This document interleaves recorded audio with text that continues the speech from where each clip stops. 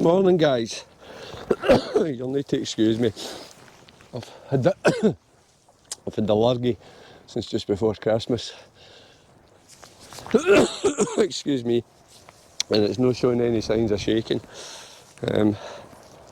Anyway, Happy New Year to you guys. Hope you all had a lovely festive season. And I hope the year ahead brings you all that you wish for.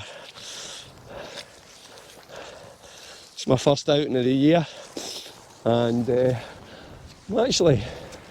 I'm here to do what many would consider an unassuming little hill.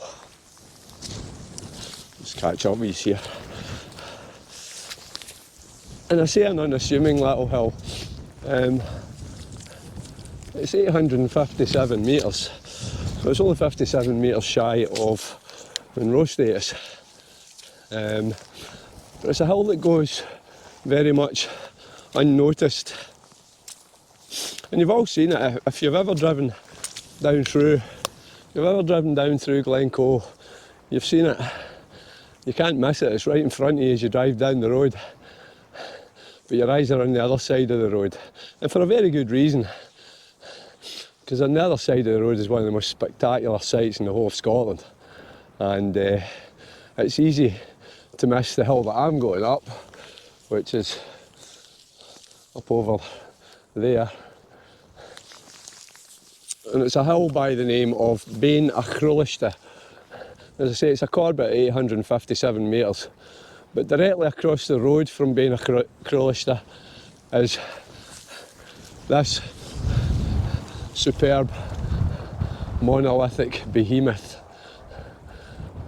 And that's why Beinn goes unnoticed, because you're all too busy looking at the Buchel, and rightly so. One of the most stunning sights you'll ever see. Absolutely beautiful.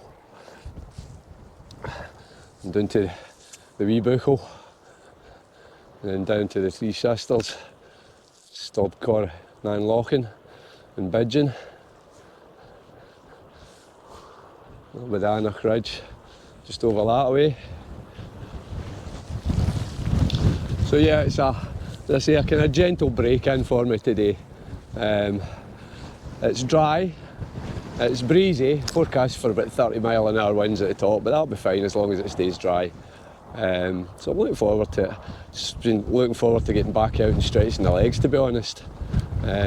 So I'm going to crack on. I'll catch you guys a wee bit further up the hill. Take care. As I'm sure you can hear, guys, it is pretty windy. But you know what? Nothing could possibly take away from the views. It's beyond spectacular. Buchel might not have its full winter coat on, but it's halfway there. It's just absolutely stunning. All the way down the glen and up to Rannoch Moor. Absolutely fantastic.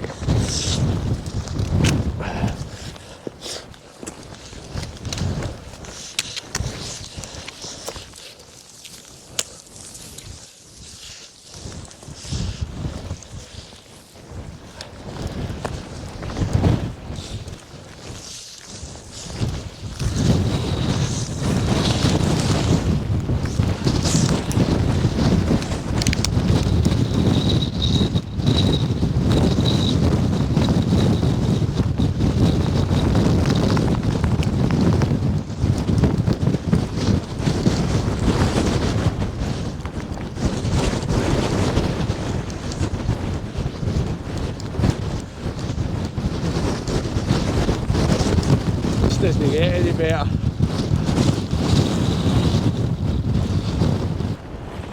And as if the views across to Glencoe weren't enough, the views across to the Moors are just as, if not even more spectacular. You can see Beinn Moor over there, Nagragean, and of course there's the Beinn.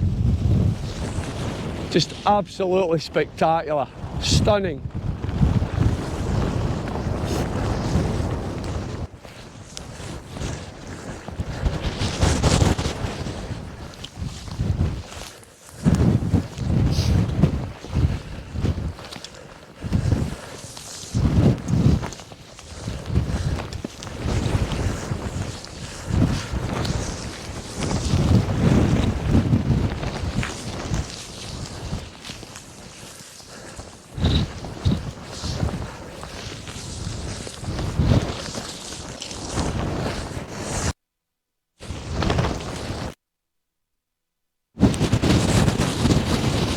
over the 600 metre mark, and I cannot believe how good a day this is. I mean, the wind is howling. That aside, I mean, it's no cold, it's not overly cold, it's not warm, but it's not overly cold. But I just cannot, but I came up here today really not expecting anything at all in the way of views. And the weather gods, they could not have been any kinder to me today. I said earlier, excuse me, I said earlier about being a Cruelista, being an unassuming little hill, and it is. People don't pay it any attention, but what it also is one of the finest viewpoints in the whole of Glencoe, if not the whole of Scotland. I mean, just look at this. All the way down Rannoch Moor, over to Creesha and Mialavui, the Buchel, the wee Buchel, across to Beinn, the Anach Ridge. I mean, even the most highest point in Scotland, the most highest point in Britain, Ben Nevis is clear. The Ring of Steel, the Home of Moors Range. I just, honestly, I could not have got it any better. And I've still got just over 200 metres of ascent to go, and it's just going to get better. It's actually turning out to be a fantastic day. Loving it, absolutely. Getting blown off my feet here, but I'm absolutely loving it. So I'm going to crack on up to the summit, and I'll see you guys up there, and I'll catch up with you in a bit. Bye for now.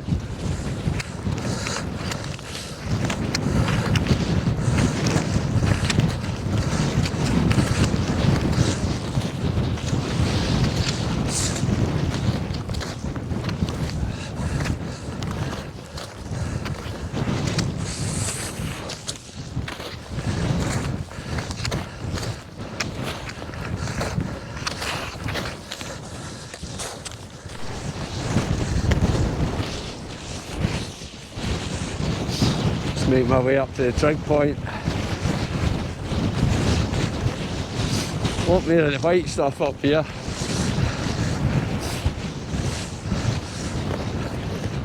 But I don't think I need to worry about putting the crampons on.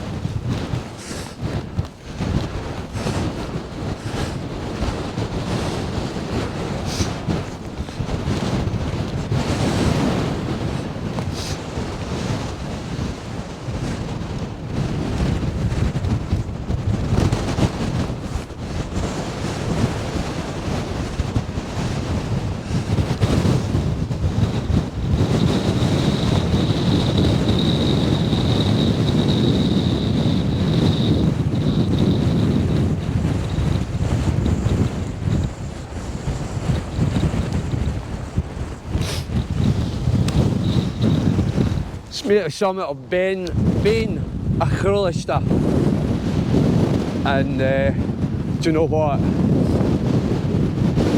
As I was heading up there, I was thinking to myself, this is rapidly turning into one of the best days I've ever had in the hills.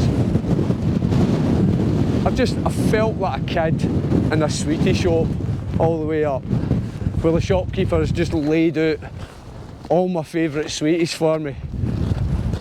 Told me I could have every single one of them.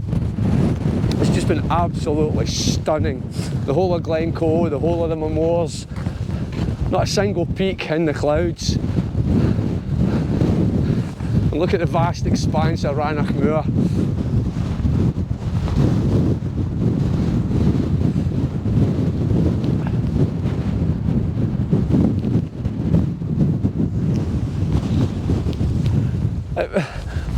I don't know how many days I'm going to spend in the mountains this year. Hopefully every week or every second week, but as many as I possibly can. But do you know what? It'll take a really good one to beat this one.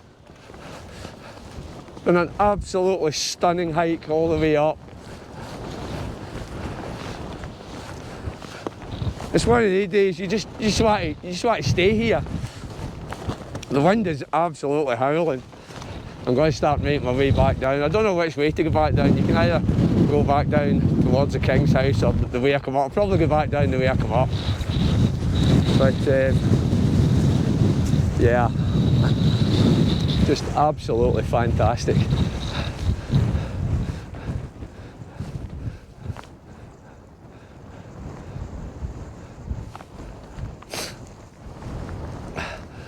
Days like this are what it's all about. I'm just going to try and find a wee shelter spot. Easier said than done. Get a quick bite to eat and then head back down. Catch you guys later. Of course you'd be disappointed, wouldn't you, if there wasn't any jelly babies.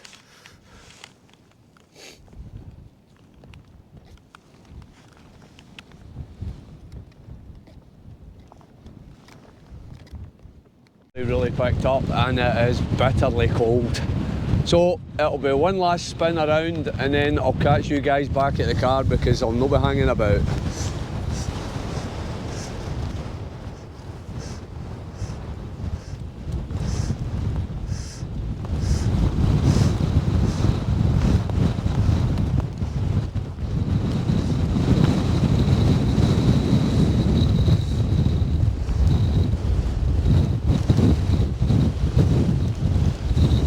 Just breathtaking, absolutely breathtaking. Catch yous at the car, guys.